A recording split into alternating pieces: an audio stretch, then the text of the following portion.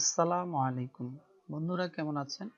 Web design Bangla টিউটোরিয়ালে আপনাকে স্বাগত জানাচ্ছি। আমি লোকমান মোহাম্মদ ইউসুফ।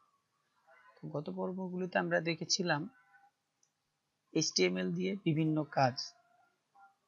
আমরা ওই কাজগুলোই CSS দিয়ে কিভাবে সহজে করা যায় তাই দেখব।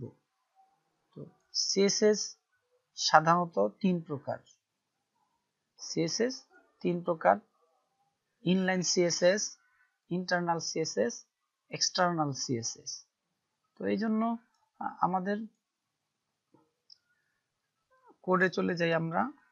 তো আজ আমরা দেখব ইনলাইন CSS কিভাবে অ্যাপ্লাই করা যায়। এই জন্য আমাদের করতে হবে একটি প্যারাগ্রাফে আমরা প্যারাগ্রাফ নিয়েছি কাজের সুবিধার্থে। তো প্যারাগ্রাফটাতে আমরা একটা অ্যাট্রিবিউট ইউজ করব, স্টাইল নামীয় অ্যাট্রিবিউটে আমরা যে কাজ করতে যাই সেটা এখানে করব। তো আমরা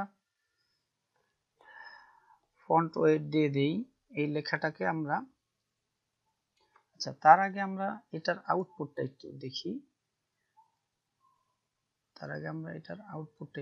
নিই।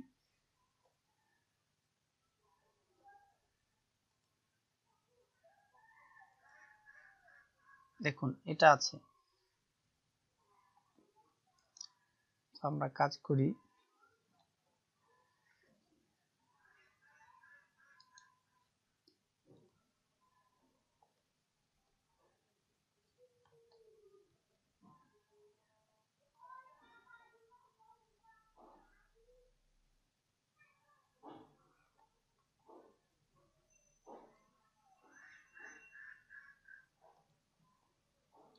তো ফন্ট ওয়েট এটার ভ্যালু দিয়ে দিই আমরা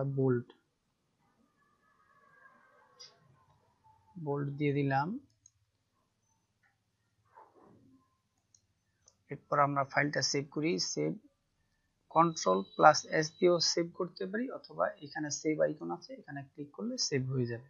আপনাদের সুবিধা মতো আপনারা করবেন। তো আমরা এখন ব্রাউজারটা রিলোড দেই। দেখুন, বোল্ড হয়ে গিয়েছে। তো আমরা আবার কোডে চলে যাই। দেখুন, আমাদের যে সিএসএসটা আমরা অ্যাপ্লাই করেছি সেটা কিভাবে কোনো রকম ভুল করা যাবে না। এখানে আমরা যেখানে শেষ করেছি এখানে একটা সেমিকোলন আছে, যদি আমরা দেই, আমি ভুলবশত দেইনি।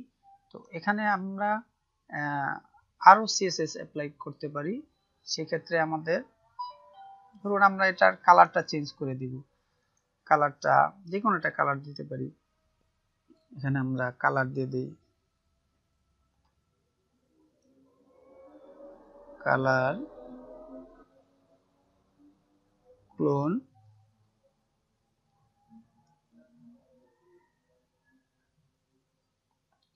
ব্লু দিয়ে দিতে পারি। ব্লু দিয়ে আবার সেমিকোলন দেব। সেভ করে আবার আমরা রিলোড দেই। দেখুন, পুরোটা ব্লু হয়ে গেছে। তো আমরা চাইলে এই ব্লুর পরিবর্তে অন্য কোনো কালার দিতে পারি।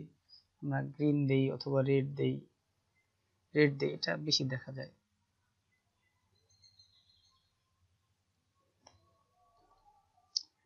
সেভ করে আবার এটা রিলোড করি। দেখুন, পুরোটা লাল হয়ে গেছে। তো আশা করি বুঝতে পারছেন যে সিএসএস আমরা কিভাবে অ্যাপ্লাই করব। আরো বিভিন্ন কাজ আছে, এগুলো বলুন যে এটা মনে রাখাটা, এটা কাজ করতে করতে এটা হয়ে যাবে।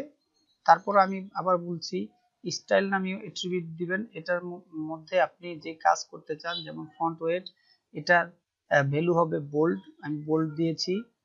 এরপরে কালারটা কোন কালার দিবেন এটা দিবেন। কিন্তু আপনি সবসময় খেয়াল রাখবেন যে আমি এটা একটা কাজ, এই কাজটা শেষ হওয়ার পরে অবশ্যই সেমিকোলন দিবেন। এটার অর্থ যে এটার এই কোডটার কাজ এখানে শেষ।